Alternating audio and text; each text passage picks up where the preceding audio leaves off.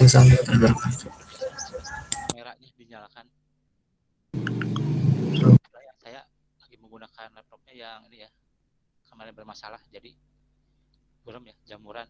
Kayak kalau yang saya di siapkan juga tulis mungkin nanti kalau buat untuk mencatat ya, penting-penting. Oke, kita mulai ya. Jadi materi sekarang itu sebenarnya ada dua materi tentang value proposition dan fitur shape. Ya kalau lihat di line proses tuh, nah ini yang 3 dan 4 tuh ya. Jadi udah mulai ke produk. Nah, yang sebelumnya kan 1, 2 itu market ya. Tapi yang sebelumnya dulu ya, yang underserved need ya, yang tugas nih. Pas dulu dikit aja. Jadi udah banyak lah yang paham. Sebenarnya ada lah tambahan mungkin ya. Ya contoh saya akan nyebutin namanya ya. Cuman tentang apa gitu. Contoh yang tentang konseling. Nah ini tentang konseling. Satu sisi bagus, benar. Nah tapi harus dipikirkan lagi, misalkan kayak contoh, karena ini hubungannya dengan akademik. Ini kan akademik ya, berarti misalkan akademik, contoh misalnya STB. Nah, contoh misalnya kalau ada pengen fiturnya ada yang pengennya itu anonim. Nah, ini yang susah tuh, kayak anonim di sini. Kenapa saya bilang susah? Karena yang namanya konseling itu kan harus terbuka. Nah, itu juga kan ada datanya itu, jadi biar tahu nih dari awal misalnya keluarnya apa. Nah, itu kan bisa di trace itu. Jadi kalau dibilang anonim itu susah. Jadi harus kayak sama aja kayak dia kan lebihnya ke psikologi. Dia harus tatap muka itu setidaknya tatap muka tuh kelihatan mukanya. Itu setidaknya. Itu yang pertama tuh. Kecuali kerahasiaan data ya, ya bisa lihat cuman yang antara yang dikonseling dengan yang mengkonselingnya itu. Tapi dia nggak bisa lihat yang lain ya. Contohnya dia nggak bisa dilihat seperti apa ya, misal kalau orang pinjam HP mau masuk ya ada lagi keamanannya, misalkan minta sidik jari, nah seperti itu ya, kan bisa tambahannya aja. Nah terus yang berikutnya itu yang pas respon. Nah ini juga jadi kendala tuh di pas responnya. Bicara kendalanya kenapa ya, contoh kalau di akademik itu kan sumber dayanya terbatas, yang mengkonselingnya ya ibaratnya tuh, misalnya kalau SMA tuh kayak guru BP lah itu, jadi sumber dayanya terbatas. Jadi kalau pengen pas respon juga agak ribet, susah. Kenapa ya, misalkan yang konseling banyak, jadi rasio antara yang konseling dengan yang mau konselingnya itu terlalu jauh. Itu juga susah kalau pas responnya tercapai. Ya beda kayak kalau contoh aplikasi Hello Dokter ya, kan udah tahu kayak Hello Dokter gitu ya. Nah itu kenapa bisa cepat? Nah karena bukan satu dokter, itu banyak. Gak mengkhususkan misalnya khusus untuk rumah sakit ini, enggak. Itu kan keseluruhan. Itu seperti itu. Tapi kan kalau kayak akademik itu kan ada kerahasiaan data. Misalnya kamu akademiknya digabungkan semua, misalkan semua perguruan tinggi. Tapi nanti kerahasiaan datanya ini yang bahaya tuh, susah.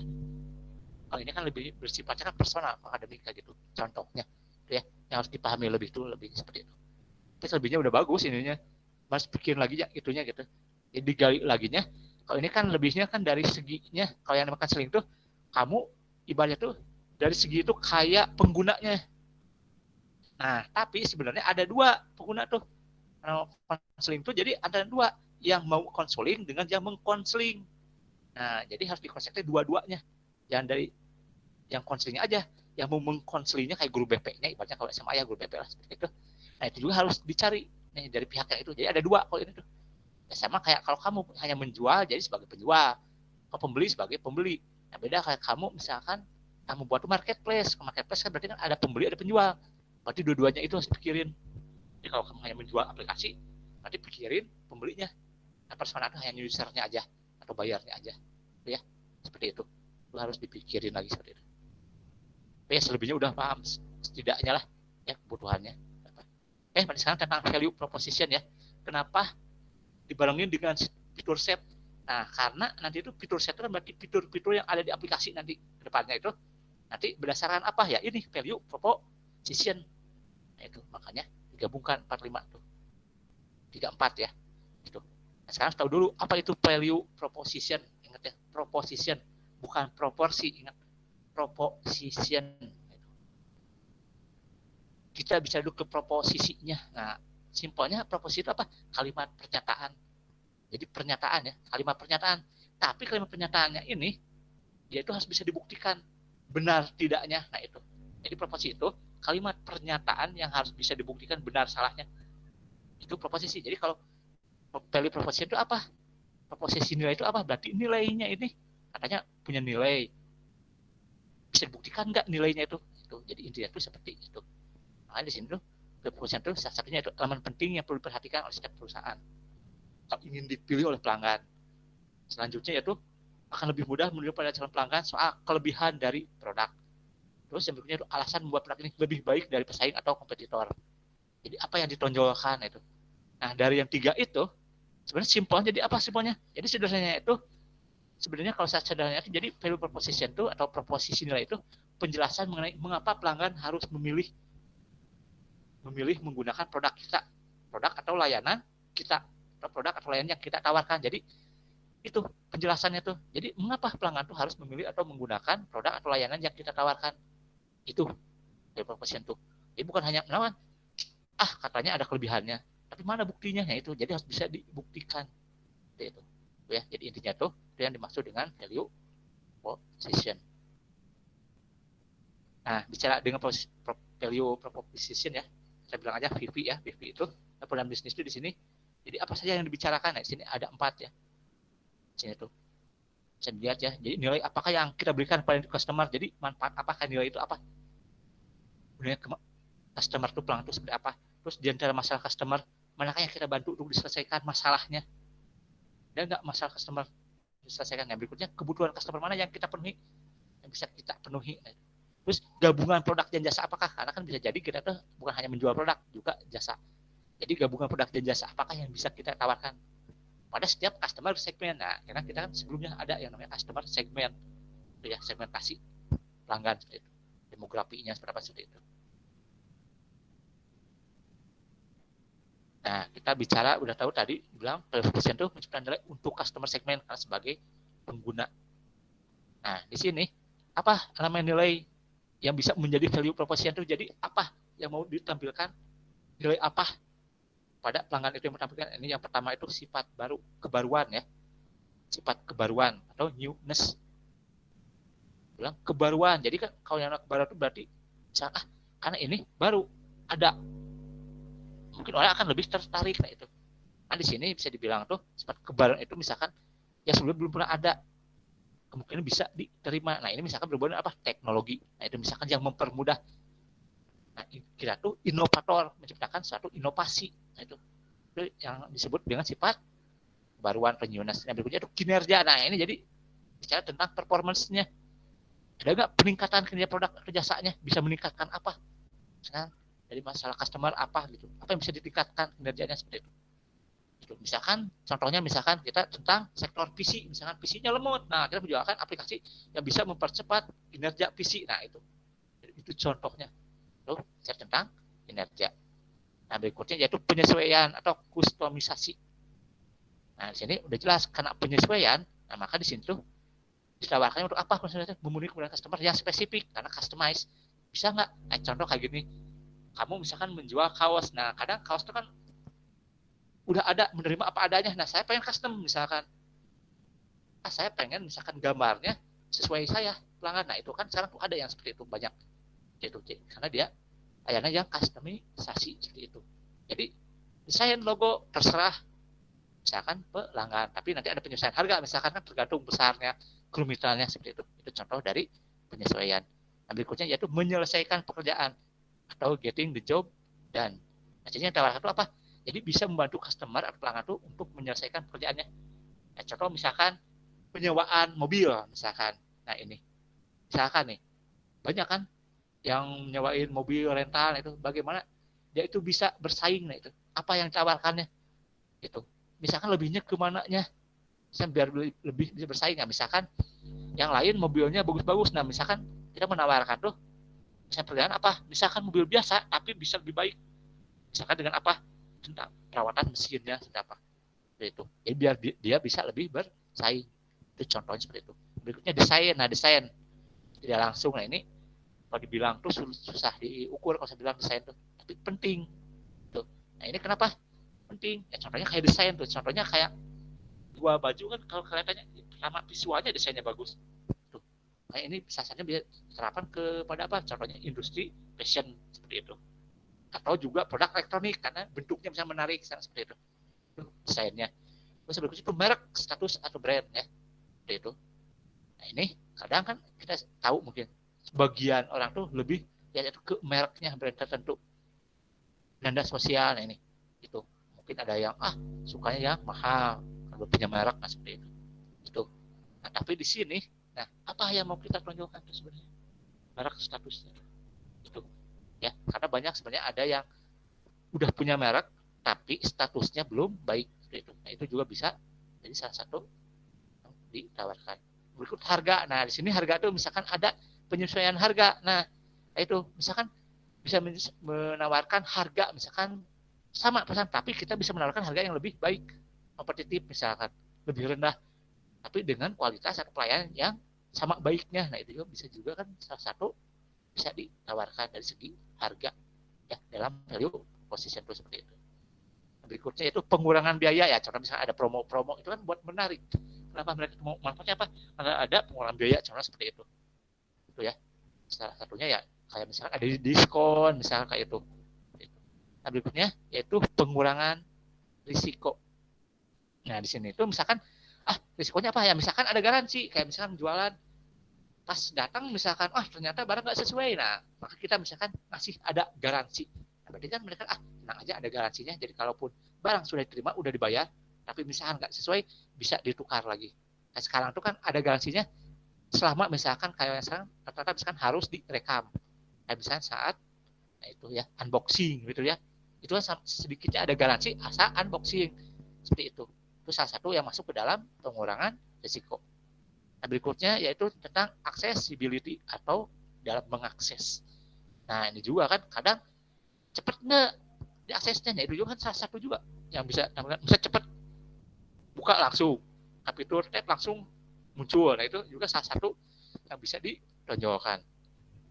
Nah, selanjutnya itu kenyamanan. Nah, jelas ya, pertanian kenyamanan. Nah, ini salah satu juga kan harus memberi rasa aman. Ya, bisa menciptakan nilai yang lebih nyaman, lebih mudah. Ya, contohnya apa? Contohnya kayak Apple itu kan membagi antara iPod dan iTunes. Nah, iPod itu kan untuk pemutar musiknya, sedangkan untuk misalkan softwarenya untuk pemutar musiknya ya, untuk mendownload, membeli itu, yaitu menggunakan iTunes. Nah, itu kan sengaja dia tuh untuk kenyamanan. Jadi memutarkan tapi ini dari iTunes. Nah, itu salah satu jadi nyaman dalam mencari, bisa membeli, mendownload lagu atau musik digital. Nah, itu salah satu contohnya. Ya, jadi itu beberapa elemen ya, jadi yang bisa menjadi value proposition. Apa saja ini yang mau kita tonjolkan nih, misalkan dari aplikasi, dari produk atau layanan kita, dari sifat yang mana di sini ya mau berarti semuanya, nggak mungkin semuanya karena kan ada juga bidang-bidangnya seperti apa, mana yang mau bersaingnya di mana. Nah, bicara value proposition kadang kita bicara tagline. Nah, ini banyak yang menyamakan antara value position atau VP dengan tagline. Ya kalau dibilang tuh dua-duanya hampir mirip, sama-sama ya, ada kalimat penyataannya. Cuman bedanya di sini bisa dilihat ya, tagline tuh sama deskripsi singkat. Cuman nah dia itu biasanya muncul dalam reklame logo. Nah, contohnya apa tagline tuh? Ya contoh kayak misalkan naik just do it. Nah, itu kan tagline. Kayak Adidas tuh nothing is impossible. Nah, itu biasanya tagline tuh nggak akan berubah, tetap aja selama itu tagline deskripsi singkat. Nah, beda kalau proposisi itu dia itu sama ada pernyataannya, cuma dia tuh lebihnya ke manfaatnya. Nah, itu proposisi itu manfaatnya. Makanya biasanya kalau value proposition tuh ditempatkannya tuh di beranda. Ya, misalkan mau beranda website atau aplikasi itu pasti di awal. Beda kalau tagline itu biasanya bersanding dengan yaitu contohnya dengan logo, audio, nah biasanya kan audio visual seperti itu. Tuh, sini ya. Jadi mirip tapi berbeda. Bedanya apa ya di manfaatnya itu. Lebih menjelaskan tentang manfaat dari produk atau layanan kalau di value proposition. Nah, sekarang cara membuatnya gimana value proposition? Nah, yang penting tuh lihatnya 3. Nah, ini perhatikan tuh yang penting tuh kelebihan, manfaat, alasan. Nah, kelebihan itu apa? Nah, jadi kelebihan apa yang ditawarkan oleh kita kepada pelanggan saat menggunakan produk ini? Ini kelebihannya. Nah, itu yang pertama. Nah, yang berikutnya itu manfaat. Nah, di sini berarti manfaatnya setelah menggunakan produk, manfaat apa yang didapatkan oleh pelanggan. Nah, berikutnya alasan. Nah, ini juga menjadi alasan mengapa pelanggan harus memilih produk. Karena ini kan pasti mereka tuh memilih harus ada alasannya. Nah, ini. dia harus memberikan alasan mengapa pelanggan harus memilih produk atau layanan kita. Terus apa yang membedakan dari pesaing? Nah, bisa jadi kan aplikasi produk layanan kita itu banyak yang sama, tapi apa yang membedakannya produk atau layanan kita dari pesaing itu? Jadi intinya itu 3 elemen penting itu harus diperhatikan, ya. Itu kenapa? Karena supaya value proposition-nya itu bisa lebih menarik pelanggan. Dan saya juga, nah setelah tahu nih elemen pentingnya yang 3 itu, ini jadi apa faktor-faktor apa saja harus diketahui dalam membuat value proposition tuh. Di sini ada 4. Yang pertama itu ketahui dengan jelas visi dan misi perusahaan. Nah, ini juga harus sesuai, harus jelas. Kalau visi perusahaan tentang apa, ya misalkan A, ya harus tetap di jalur A. Dan sampai misi perusahaannya itu di A, kamu ke C, nah itu gak akan nyambung. Itu ya, jadi gak akan efektif. Jadi sebenarnya harus jelas dari awal tuh alasannya itu, misalkan berdiri kamu startup perusahaan tuh apa nih alasannya tuh. Terus tujuannya itu apa? Tujuan bisnis kamu tuh nanti startup perusahaan seperti apa? Saat ini dan kedepannya. Jadi harus jelas itu. Karena itu biar lebih efektif nanti itu seperti itu. Ya. Jadi nanti itu kalau udah jelas tuh, tahu nih visi misinya, itu akan nanti itu apa ya istilahnya itu jadi lebih mudah untuk menciptakan value proposition-nya karena sesuai dengan visi misi dari perusahaan itu. Beda kalau value proposition dari perusahaannya misalnya visi misinya A kayak tadi, kita menciptakan yang C, itu berarti udah nggak nyambung seperti itu. Nah berikutnya udah jelas nih yang paling penting itu lakukan riset. Nah ini ya sebelumnya ya, persona itu berarti kan dari data itu riset, itu lakukan riset pada calon pelanggan itu ya, bukan pada pelanggan, calon pelanggan, ingat ya. Jadi kita harus paham nih bahwa value proposition itu salah satu strategi untuk menarik pelanggan. Tadi kan segi manfaatnya, kenapa menjadi alasan? Jadi untuk menarik pelanggan, terus bisa percaya nih mereka tuh sama produk yang kita bener nih bermanfaat. Nah itu, nah ini tuh memberi manfaat bisa nggak? Ada buktinya nggak? Nah itu ya. Sesuai nggak produknya tuh? Nah itu dengan yang dibutuhkan oleh pelanggan. Nah yang ketiga itu menganalisis kompetitor. Nah ini juga salah satunya harus bisa menganalisis. Karena bisa jadi kita tuh sama produk layanan kita, tapi kita bisa menganalisis kompetitor, misalkan apa nih dari kompetitor tuh sebenarnya yang belum terpenuhi. Nah itu juga diperlukan dalam value proposition. Nanti kita bisa, nah yang tidak ada di kompetitor kita bisa menonjolkan hal itu. Tuh, kalau bilang pasti setiap bisnisnya usaha itu pasti ada kompetitornya. Meskipun kamu awalnya misalkan yang pertama, pasti akan datang ya kompetitor. Nanti kemudian pasti itu memata-matain nih, misalkan kamu tuh apa kurang, pasti dicari nih kekurangannya seperti apa. Nah itu agar bisa mereka tuh menonjolkan kelebihan mereka seperti itu. Jadi harus unik istilahnya seperti itu ya. Apa yang menjadi unik dibanding dengan kompetitor yang lain. Nah, selanjutnya yaitu menunjukkan kemudahan yang akan didapatkan oleh pelanggan. Nah ini karena kalau merasa puas, karena mudah puas, nah itu kan akan lebih baik lagi. Nah itu. Jadi kalau value proposition-nya itu menariknya, dilangsungkan nanti itu akan menarik. Nah ibaratnya itu apa ya, menggugah hati dari pelanggan, dari visualnya menarik itu. Jadi mudahnya, nah itu akhirnya kan mereka mau mencoba produk atau layanan yang ditawarkan ya. Itu yang keempat. Tapi dari sini ya kalau dibilang mana yang lebih penting sebenarnya ya jelas satu, maka urutannya yang jelas perusahaan yang pertama ya visi misinya dulu jelas tuh tadi ya, sesuai duknya riset ya jelas, karena customernya juga tadi kan karena segmennya mau yang bagaimana seperti itu. Selanjutnya menganalisis kompetitor. Nah kayak menganalisis kompetitor tuh ya ini mah kalau dibilang ya kalau ada, kalau enggak ya berarti kita beruntung kalau belum ada saingan. Kalau baru kita kan sifatnya yang kebaruan. Terusnya yaitu tunjukkan kemudahan. Nah ini lebihnya agar bisa menarik ke pelanggannya. Nah, ini sekarang contoh. Nah ini ya, ini aplikasi Uber. Nanti ada dua ya, satu aplikasi yang sama di bidang yang sama ya, Uber dan Lyft. Nah ini di Uber contohnya, aplikasi Uber. Yang kalau dilihat Uber ya, ini yang di luar negeri Uber. Jadi sebenarnya kayak Gojek gitu tuh sebenarnya mengadopsi dari contoh yang ada di luar negeri ya. Contohnya ini Uber. Nah itu kalau dilihat di sini ya proposisi nilai Ubernya itu yaitu lebihnya kenyamanan. Tapi kan karena lihat nih di beranda awal ya. Jadi di beranda awal aja udah ada nih tangannya tap the app, get a ride. Tinggal klik step aplikasinya. Ini pasti awal beranda nih. Di bawahnya ada kan Uber is the smartest way to get around. One tap and a car comes directly to you nih. So tap langsung datang mobil, terus the driver know exactly. Nah ini ya itu di sini, nah di sini dia di beranda awalnya udah menonjolkan dari value propositionnya. Ada 3 di sini. Apa aja? Nah itu kayak yang tadi di awal. Yang pertama, satu ketukan. Nah kan satu tap, one tap, dan mobil datang langsung kepada Anda. Terus pengemudi Anda tahu persis kemana Anda harus pergi. Jadi ibaratnya nggak usah tahu. Enggak, ini kan udah tahu, klik misalkan udah tahu kemana. Berikutnya pembayaran sepenuhnya tanpa uang tunai. Nah berarti menggunakan e-money seperti itu. Itu jadi kalau dibilang kenapa profesi Uber itu mendapat kenyamanan, karena cerdas. Saya bilang Uber itu cerdas. Kenapa? Karena menyoroti, yaitu ibaratnya kayak gini lah, menyoroti semua yang menyebalkan tentang naik taksi. Nah itu dia itu menangkap apa yang menyebalkan tentang naik taksi tradisional ya, ini taksi tradisional yang konvensional. Nah itu terus dia itu lebih menonjolkan layanannya yang lebih unggul, kayak tadi misalnya satu ketukan mobil datang.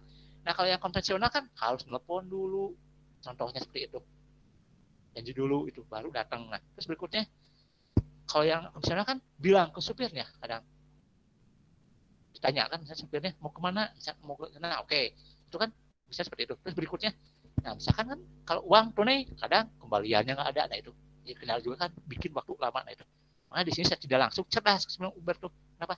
Karena hal-hal yang ibaratnya kurang ya, negatif dari yang taksi konvensional dia ubah. Nah itu buatlah satu aplikasi yang menjawab itu semua, yang 3 itu ya, satu ketukan mobil datang, pengemudinya tahu mana harus pergi, terus berikutnya pembayaran sebelumnya tanpa uang tunai itu ya. Jadi ya itu berdasarkan pengalaman dari para ya yang menggunakan taksi konvensional itu.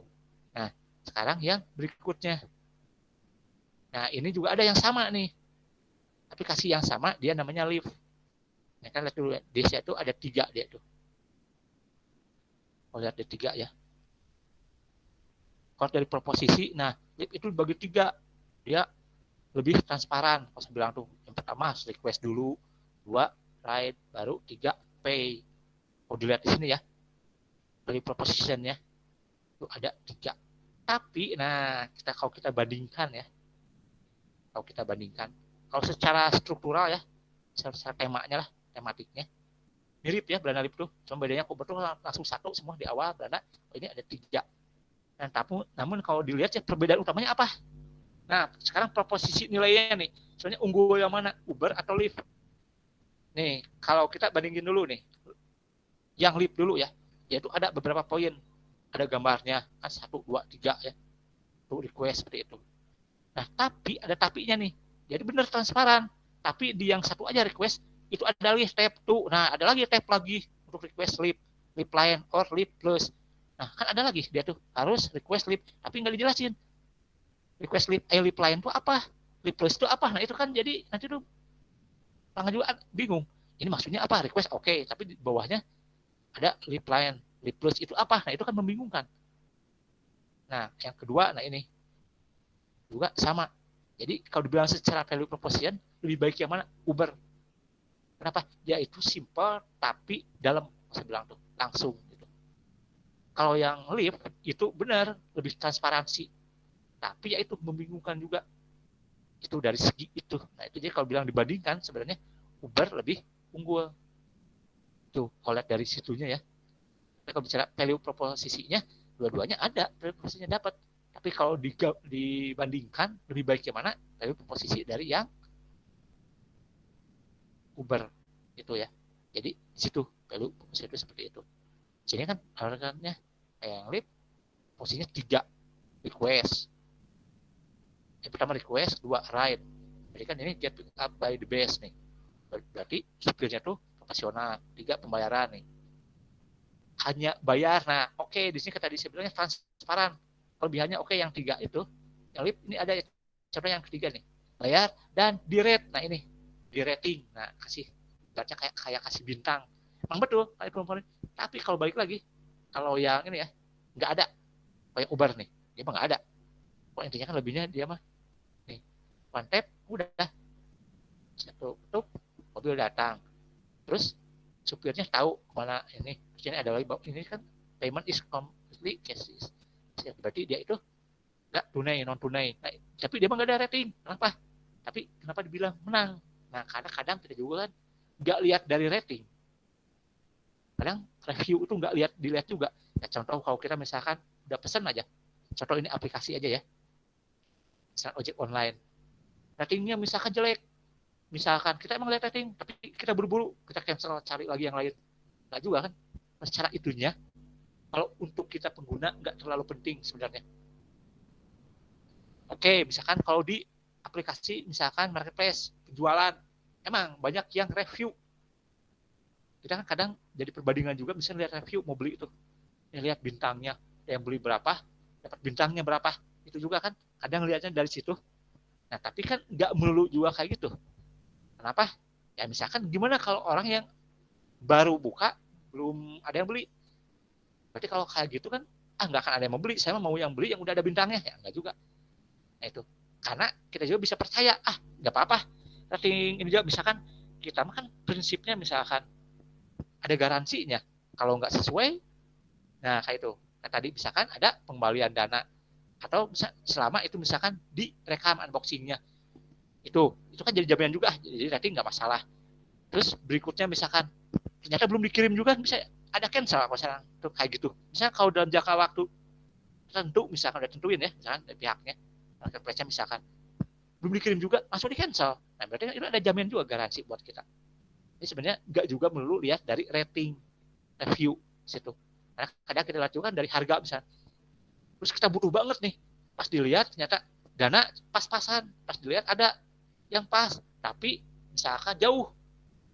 Nah itu juga kan, aduh padahal ini mendesak, tapi pas dilihat ternyata ada yang pas-pasan, ada lagi misalkan daerahnya sama, misalkan kamu di Bandung, dia juga di Bandung, ternyata gratis ongkir, tapi bintangnya nggak ada, misalkan kebanyakan emang ada ya, saya bilang juga tadi ada yang emang nggak mau saya mah, yang nggak ada fee, tapi kebanyakan juga ada nggak masalah saya mah, kayak saya contoh saya aja lah, kok saya tuh nggak terlalu lihat dari bintang, kenapa? Nah ada garansinya juga kok, saya seperti itu. Saya yang penting kalau butuh mendesak, berarti cari yang pengirimannya cepat. Setidaknya kalau yang satu daerah kan bisa langsung one day service seperti itu. Jadi kalau bintang nggak masalah, ada garansinya juga. Itu garansi pengembalian. Yang penting kan tadi barang ada unboxingnya seperti itu. Terserah ya mau COD mau apapun ya itu. Itu ya. Jadi makanya kenapa yang lip itu meskipun dia lebih transparansi, tapi kalau dari segi value proposisinya lebih baik yang Uber. Karena lebih kenyamanan, kesimpulannya juga nih.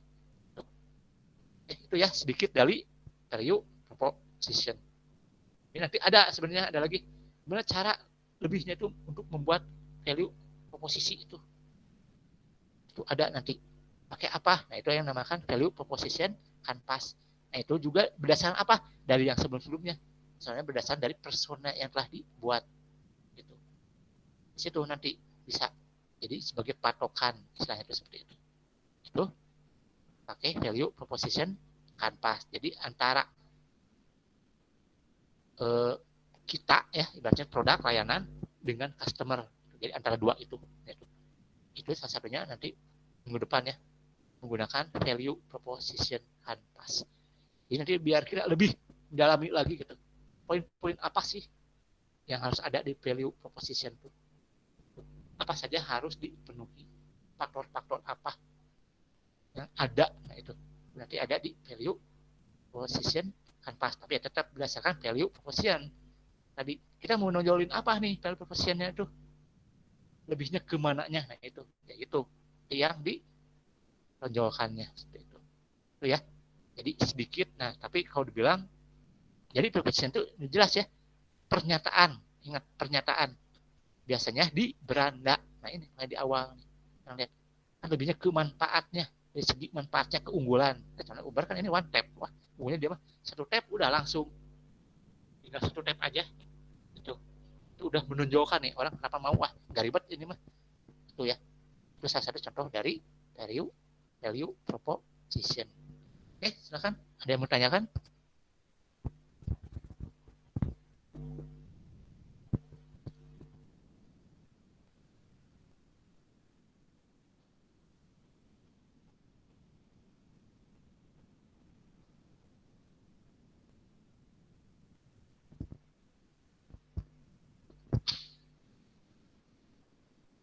Ingat ya bukan dalam bentuk video ya kalau biasanya, pernyataan, kan ini pernyataan di Belanda, ya, karena dia itu pernyataan, kalimat pernyataan, itu value proposisi.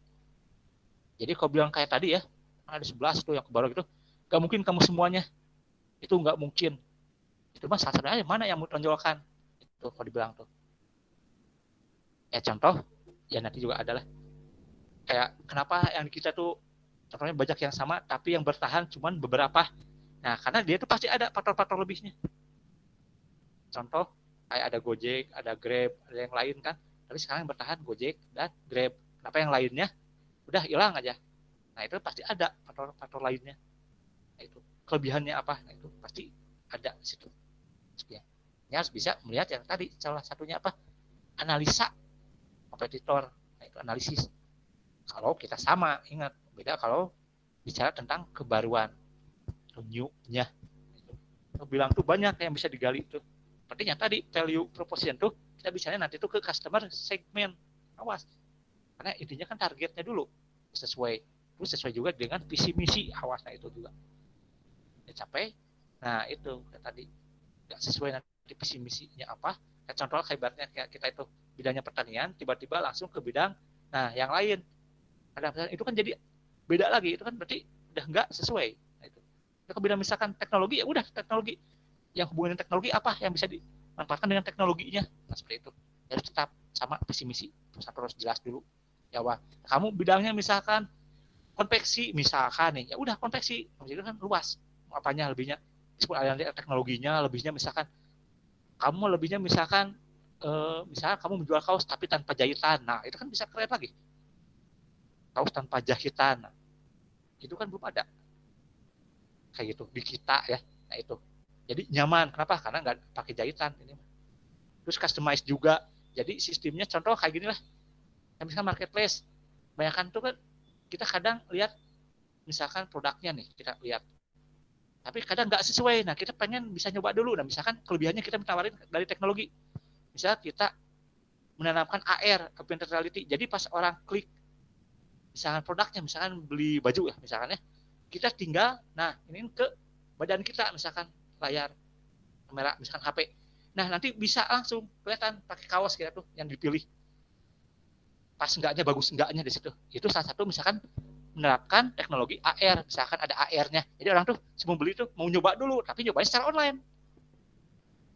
Emang ada sekarang juga yang nyoba, tapi kan pas datang dicoba ada kan ya seperti itu. Tapi kadang ya itu juga maunya kan kita mah pas di awal sebelum beli nyobanya, kan kebanyakan kayak gitu. Kalau yang konvensional biasanya kan dicoba dulu, dicoba baru dibeli. Kalau pas bagus, kalau enggak ya nggak akan dibeli. Nah ini kan kekurangan online itu nggak bisa nyoba. Nah kenapa nggak menciptakan salah satunya misalnya teknologinya yaitu AR. Ini bisa loh kalian kayak kalau buat skripsi, saya mah ngasih ide aja. Jadi nanti tuh bisa langsung nyoba pakaian ini, tinggal klik langsung badan kita ya sama kayak sekarang tuh. Udah penggunaan AR kan banyak sekarang, kayak fitur-fitur kan kamera 60 kayak gitu kan, ada gambar jadi muka berubah. Nah itu kan sama aja prinsipnya seperti itu. Tapi kita mah lebihnya ke ya tadi misalkan nyoba celana bisa langsung kelihatan pas enggaknya. Sepatu juga sampai bisa seperti itu, misalkan kaki, wah pas enggak misalkan ya, seperti itu. Jadi kan itu bisa lebih menarik orang tuh karena bisa nyoba dulu secara online sebelum membeli. Wah bagus, apalagi bisa misalkan kayak ada ukurannya, bisa langsung ukur. Jadi tahu ukuran tuh misalkan pas kamera diinin ke badan kita, bisa langsung ukur sendiri, ini ukurannya S, M, L, nggak perlu milih. Udah lebih baik lagi. Itu ada teknologi seperti itu. Kenapa? Ya sama kayak mendeteksi muka, kan bisa ketahuan. Ada algoritmanya, nah itu berhubungan dengan algoritma seperti itu. Nah itu bisa sebenarnya kalau dari segi teknologi yang bisa ditonjolkan seperti itu akan lebih lagi menarik pelanggan. Apa ya tadi kenyamanan, kemudahan kan semua bisa nyobain online, gak usah mikirin ukuran. Kadang kan taunya ternyata beda ukuran. Meskipun di situnya ada misalkan ukurannya, ada biasanya di deskripsinya, tapi nggak sesuai. Pas datang ternyata tetap ada perbedaan. Nah ini mah pas awal aja udah diketahuan. Misalkan kamu lingkar ini segini, langsung dikasih tahu misalkan yang X, misalkan ukurannya misalkan ya XL misalkan, atau L seperti itu, S, M. Yang lebih baik lagi, mereka kadang kan bingung, mereka nggak tahu yang S yang pas gimana, apa yang deskripsinya kurang. Itu salah satunya yang bisa ditonjolkan. Kalau ini berarti lebihnya ke new-nya, yang kebaruan, newness-nya teknologi. Salah satunya ke teknologinya. Karena kalau menurut saya di Indonesia itu belum ada yang seperti itu. Di Indonesia ya, tadi nyoba online itu belum ada. Itu contohnya. Ya, ini sedikit gitu. Oke, silakan ada yang tanyakan.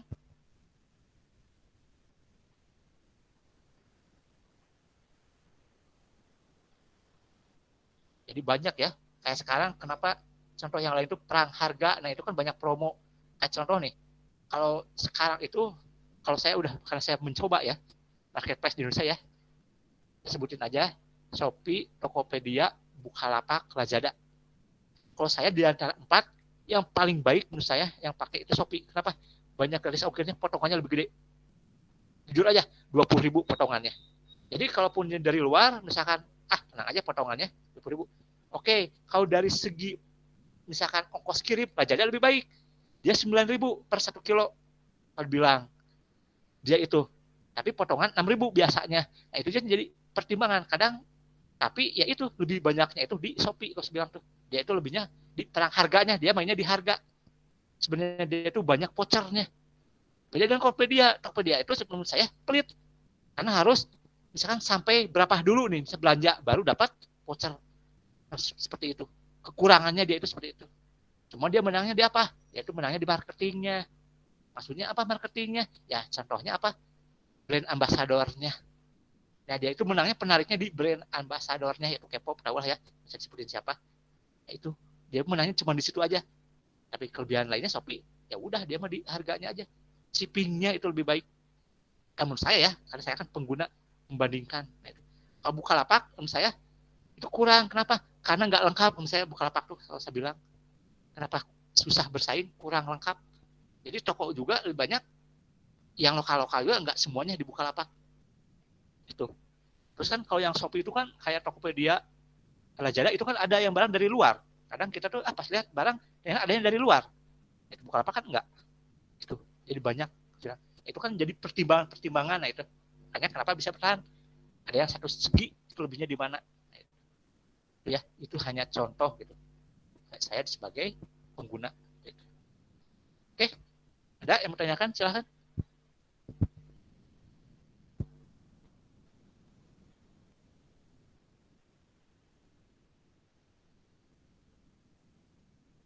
Ingat kayak tadi ya, value proposition tuh kalimatnya harus pernyataan, bukan pertanyaan. Awas. Bukan pertanyaan jadi balik nanya, nanti bingung. Jadi harus pernyataan nih. Yang menyatakan nih, mana unggul, lebih baik, apa. Itu.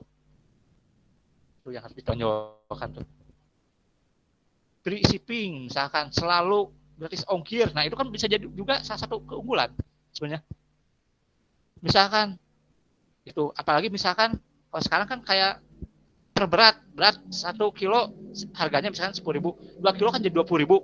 Nah, kamu menawarkannya enggak, misalkan lebih 2 kilo satu harga. Nah, jadi 1 kilo, 2 kilo harganya sama. Mending aja. Jadi orang tuh lebih milihnya, ya udah karena harganya sama, saya belinya 2 aja.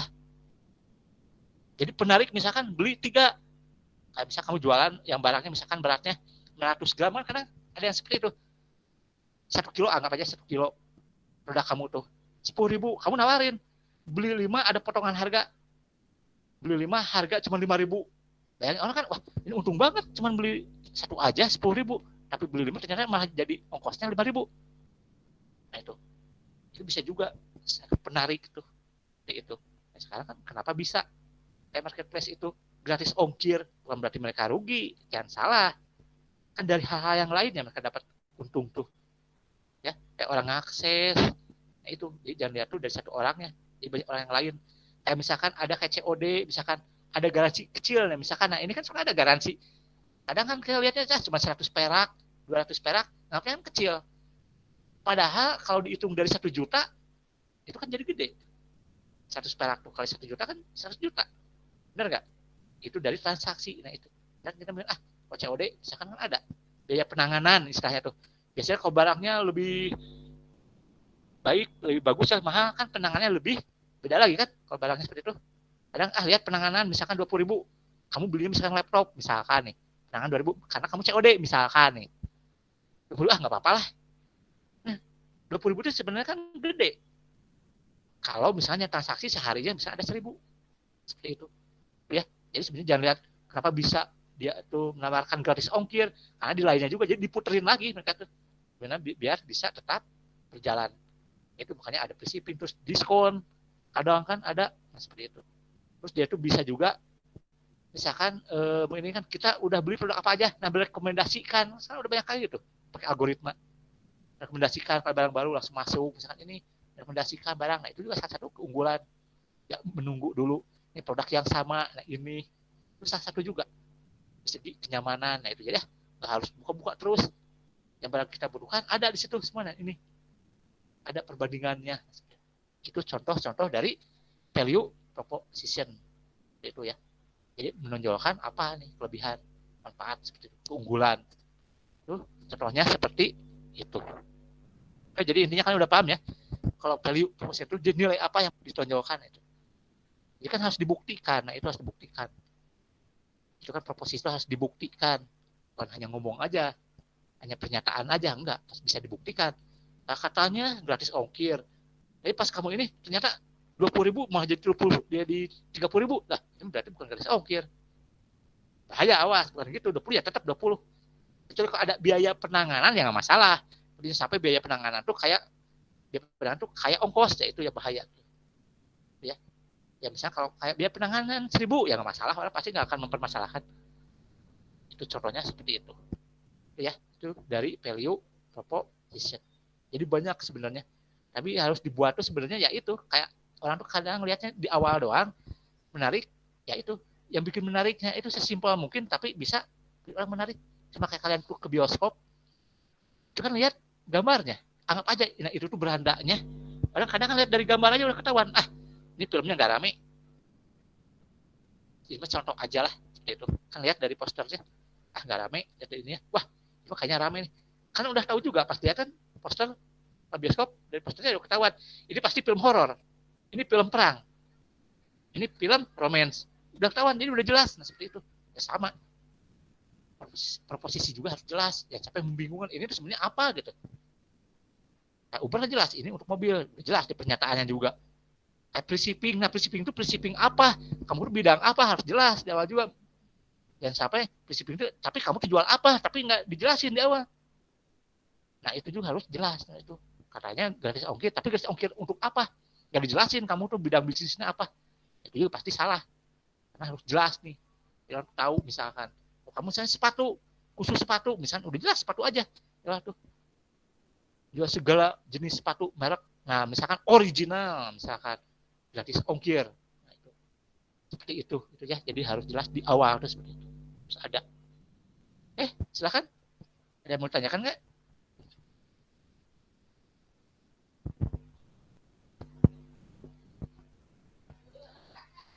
Ya udah cukup ya. Jadi nanti ya untuk lebihnya, jadi gimana cara lebih baik ke kebutuhannya. Jadi penyesuaiannya itu nanti ada di value proposition Kanvas minggu depan ya. Karena nanti ya itu yang lebihnya itu sebenarnya itu jadi patokannya sebenarnya. Itu jadi kebutuhan berdasarkan customer segmen itu nanti di value proposition Kanvas. Bisa dilihatnya apa ini tuh product market fit, sudah product market fit atau belum. Nah itu bisa dilihatnya di value proposition Kanvas itu minggu depan. Oke, kalau nggak ada pertanyaan mungkin akan saya cukupkan ya untuk pertemuan kali ini. Seperti biasa, mungkin kalau ada tugas pasti lewat classroom. Pasti nyambung terus tugas tuh. Kalau yang kelompok, ingat ya, kalau yang kelompok pasti nyambung terus.